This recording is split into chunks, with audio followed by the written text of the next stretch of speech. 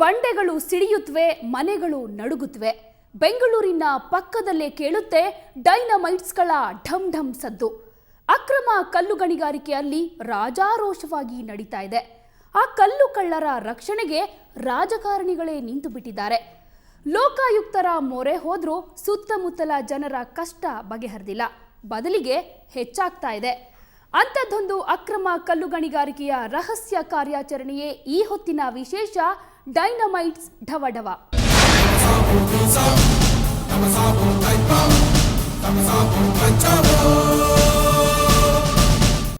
ಇದು ನಡೀತಾ ಇರೋದು ಬಳ್ಳಾರಿಯಲ್ಲಿ ಅಲ್ಲ, ಬೆಂಗಳೂರಿನಲ್ಲಿ. ತಾವರೆಕೆರೆ ಸಮೀಪ ರಸ್ತೆ ಬದಿಯಲ್ಲೇ ಇರೋ ಕಲ್ಲು ಕ್ವಾರಿಗಳಲ್ಲಿ ಡೈನಮೈಟ್ಗಳು ಸಿಡಿತಾ ಇವೆ. ಅವುಗಳಿಗೆ ಯಾವುದೇ ಲೈಸೆನ್ಸ್ ಇಲ್ಲ, ಆದರೆ ರಾಜಕಾರಣಿಗಳ ಪೊಲೀಸರ ಕೃಪಾ ಕಟಾಕ್ಷವಿದೆ. ನಿತ್ಯ ಕಣ್ಣೀರಿಡ್ತಿರೋ ಜನ ಸ್ವಾಮಿ ನಮ್ಮ ಕಷ್ಟ ಬಗೆಹರಿಸಿ ಅಂತ ಹೋದ್ರೆ ಅವರಿಗೆ ರೌಡಿಸಂನ ದರ್ಶನ ಆಗ್ತಾ ಇದೆ. ಅಂಥದ್ದೊಂದು ಕಲ್ಲು ಕ್ವಾರಿಯಲ್ಲಿ ನಮ್ಮ ರಹಸ್ಯ ಕಾರ್ಯಾಚರಣೆ.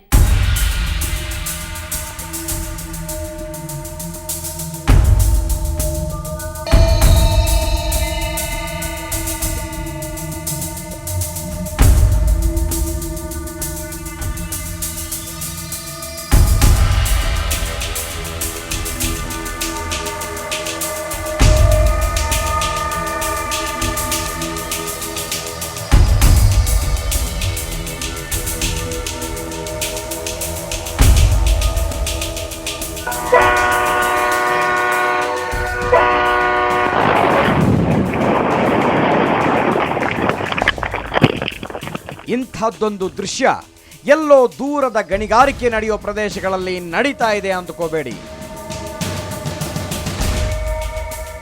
ಇಲ್ಲೇ ರಾಜಧಾನಿಗೆ ಅಂಟಿಕೊಂಡೇ ಇರೋ ತಾವರೆಕೆರೆಯ ಆಚೆ ಇಂಥ ಗಣಿಗಾರಿಕೆ ನಡೀತಾ ಇದೆ. ಇಲ್ಲಿ ನಡೀತಾ ಇರೋದು ಅದಿರು ಗಣಿಗಾರಿಕೆ ಅಲ್ಲ, ಕಲ್ಲು ಗಣಿಗಾರಿಕೆ. ಸುಮ್ಮನೆ ತಾವರೆಕೆರೆಗೆ ಹೋಗೋ ರಸ್ತೆಯಲ್ಲಿ ಯಲಚಗುಪ್ಪೆ ಬಳಿ ಟರ್ನ್ ತೆಗೆದುಕೊಂಡು ಸ್ವಲ್ಪ ದೂರ ಹೋದರೆ ಸಾಕು, ನಿಮಗೆ ರಸ್ತೆ ಬದಿಯಲ್ಲೇ ಈ ಗಣಿಗಾರಿಕೆ ಕಣ್ಣಿಗೆ ಬೀಳುತ್ತೆ.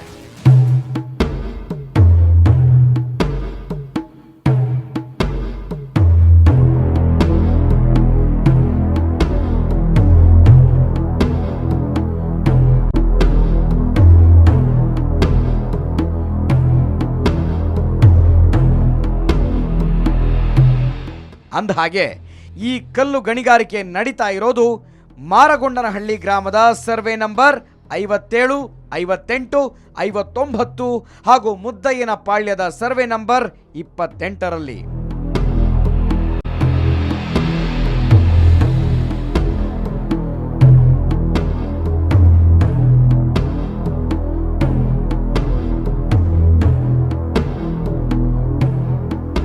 ಅರೆ, ಕಲ್ಲು ಗಣಿಗಾರಿಕೆ ನಡೆಸೋದ್ರಲ್ಲಿ ಏನ್ರಿ ತಪ್ಪಿದೆ?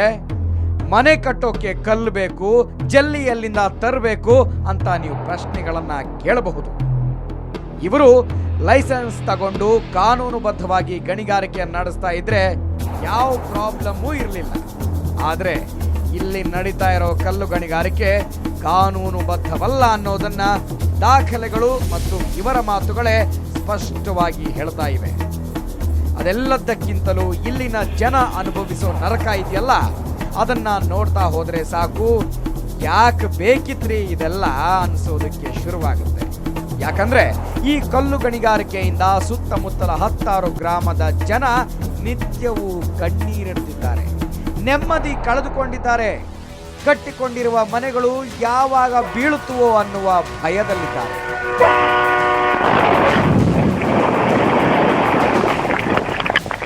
ಏಟಿಕ್ಕುವಾಗ ಭೂಮಿನೇ ಗಡ ಗಡ ಗಡ ಗಡ ನಡುತ್ತವೆ. ಕಿಟಕಿ ಬಾಕ್ಲು ಗಲ್ಲ ಗಲ್ಲ ಗಲ್ಲ ಗಲ್ಲ ಗಲ್ಲ ನಡುತ್ತವೆ. ಕೇಳೋಕೆ ಹೋದ್ರೆ ನಾವು ಒಬ್ರಿಬ್ರು ಕೇಳೋಕೆ ಹೋದ್ರೆ ನೀನೇನೋ ಎಲ್ಲ ಸುಮ್ಗವ್ರೆ, ನೀನ್ಯಾರೋ ಕೇಳೋಕ್ಕೆ, ನೀನ್ಯಾರೋ ಮಾಡೋಕ್ಕೆ ಅಂತ ಹೇಳ್ತಾರೆ. ಮನೇಲೆಲ್ಲ ಸೌಂಡ್ ಆಗುತ್ತೆ, ವಾಸ್ಕಲ್ಲೆಲ್ಲ ಅಳ್ಳಾಡುತ್ತೆ, ಬಿರುಕು ಬೀಳುತ್ತೆ, ಮನೆ ಪಾತ್ರೆ ಗೀತ್ರೆ ಎಲ್ಲ ಬಿಡ್ದಂಗೆ ಸೌಂಡ್ ಆಗುತ್ತೆ. ಎಷ್ಟು ನಾವು ಎಲ್ಲ ಹೋಗೆಲ್ಲ ಕೇಳಿದ್ದೀವಿ, ಯಾರು ಏನು ರೆಸ್ಪಾನ್ಸ್ ಮಾಡಲ್ಲ. ಅಲ್ಲೊಬ್ಬ ನಿಲ್ಲಿಸ್ತಾರೆ, ಅಲ್ಲೊಬ್ಬ ಅವ್ರು ಹೊಡೆಯೋವರೆಗೂ ನಾವು ನಿಂತಿರ್ಬೇಕಲ್ಲಿ. ಗಾಡಿ ನಿಲ್ಸ್ಕೊಂಡು ಅವ್ರು ಏಟಿಕ್ಕಿ ಬ್ಲಾಸ್ಟ್ ಮಾಡೋವರೆಗೂ ನಾವು ನಿಂತಿರ್ಬೇಕು. ಗಾಡಿಗಳು ನಿಲ್ಸ್ಕೊಂಡು ಅಕಸ್ಮಾತ್ ನಾವೇನೋ ಬಂದ್ಬಿಟ್ಟು ಸತ್ತು ಆ ಧೂಳು ಎದ್ದೊಳ್ತದೆ ಅಂತಂದರೆ 1 ಅವರು ಈ ಕಡೆ ಬಂತು ಅಂತಂದರೆ ಈ ಏರಿಯಾ ಎಲ್ಲ ಮುಚ್ಚೋಗ್ಬಿಡ್ತದೆ, ಅಷ್ಟು ಧೂಳು ಬರ್ತದೆ ಒಂದೇ ಸಾರಿ ಬ್ಲಾಸ್ಟ್ ಆಯಿತು ಅಂತಂದರೆ. ಕೇಳಿದ್ರಲ್ಲ, ಇವರ ಈ ಸಂಕಟವನ್ನ ಕೇಳ್ತಾ ಇದ್ರೆ ಎಂಥವರಿಗೂ ಅಯ್ಯೋ ಪಾಪ ಅನಿಸುತ್ತೆ. ಈ ರಕ್ಷಣೆ ಬಗ್ಗೆ ಸರ್ಕಾರದ ಯಾವುದಾದ್ರೂ ಒಂದೇ ಒಂದು ಇಲಾಖೆ ಒಬ್ಬನೇ ಒಬ್ಬ ಖಡಕ್ ಆಫೀಸರ್ ಆಕ್ಷನ್ ತಗೊಂಡ್ರೆ ಈ ಊರುಗಳ ಜನ ನೆಮ್ಮದಿಯಾಗಿರ್ತಾರಲ್ವಾ ಅಂತ ಅನ್ನಿಸ್ಲೇಬೇಕು.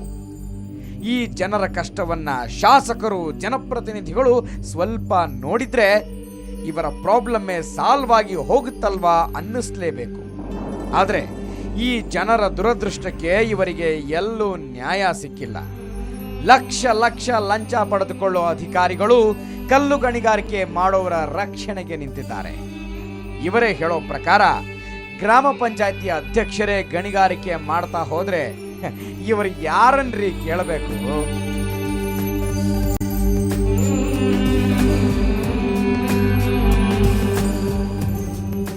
ಮನೆಯಲ್ಲಿ ಇವಾಗ ಜಮೀನು ಹೋಯ್ತು, ಮನೇನು ಹೋಗ್ತಾಯಿತ್ತು. ಇವಾಗ ಹೆಂಗೆ ಹೋಗ್ತಾ ಇದೆ ಎಲ್ಲ ಬಿಲ್ಡಿಂಗ್ ಅಲ್ಲಿ ಬಂಡೆಗೆ ಬ್ಲಾಸ್ಟ್ ಮಾಡ್ತಾರೆ, ಉಪ್ಪು ಅದಕ್ಕೆ ಪಾಲಯಕ್ಕೆ ಅದೇನು ಇಕ್ತಾರೋ ಗೊತ್ತಿಲ್ಲ, ಫುಲ್ ಬ್ಲಾಸ್ಟ್ ಆಗುತ್ತೆ.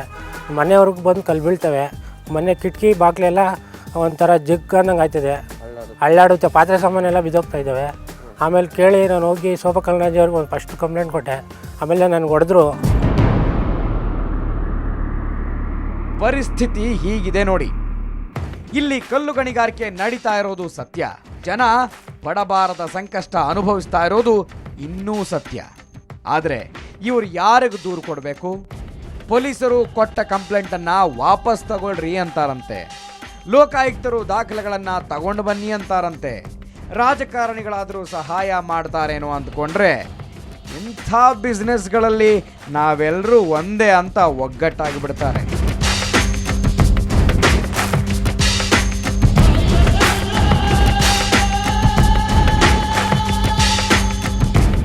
ಅಂದ ಹಾಗೆ ಈ ಕಲ್ಲು ಗಣಿಗಾರಿಕೆ ನಡೀತಾ ಇರೋ ಪ್ರದೇಶ ಬರೋದು ಮಾಜಿ ಸಚಿವೆಯಾದ ಶೋಭಾ ಕರಂದ್ಲಾಜೆ ಅವರ ಕ್ಷೇತ್ರದಲ್ಲಿ. ವಿಪರ್ಯಾಸ ಅಂದರೆ ಕಲ್ಲು ಗಣಿಗಾರಿಕೆ ನಡೆಸ್ತಾ ಇರೋ ಮಹಿಳೆ ಇದೇ ಶೋಭಕ್ಕನವರ ಜೊತೆ ಫೋಟೋ ತೆಗೆಸ್ಕೊಳ್ತಾರೆ. ಅವರು ಬಿಜೆಪಿಯವರೇ, ಗ್ರಾಮ ಪಂಚಾಯಿತಿ ಅಧ್ಯಕ್ಷೆಯಾಗಿದ್ದವರು. ಹೀಗಾಗಿನೇ ಎಲ್ಲರೂ ತಮ್ಮ ದನಿಯನ್ನ ಗಂಟಲೊಳಗೆ ಇಟ್ಕೊಂಡಿದ್ದಾರೆ. ಯಾಕಂದ್ರೆ ಇಲ್ಲಿ ಕಲ್ಲು ಗಣಿಗಾರಿಕೆ ವಿರುದ್ಧ ದನಿ ಎತ್ತಿದವರು ಹಲ್ಲು ಮುರಿಯುವಂತೆ ಹೊಡೆತ ತಿಂದಿದ್ದಾರೆ. ಶೋಭಾ ಕಲ್ನಾಜಿ ಅವ್ರಿಗೆ ಫಸ್ಟ್ ಕಂಪ್ಲೇಂಟ್ ಕೊಟ್ಟೆ, ಆಮೇಲೆ ನನಗೆ ಹೊಡೆದ್ರು.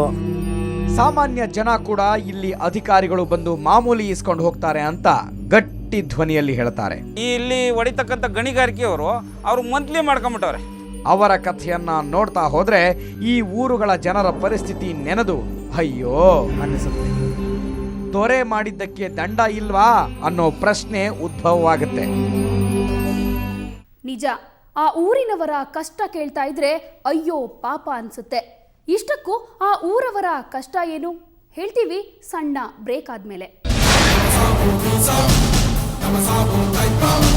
Come on,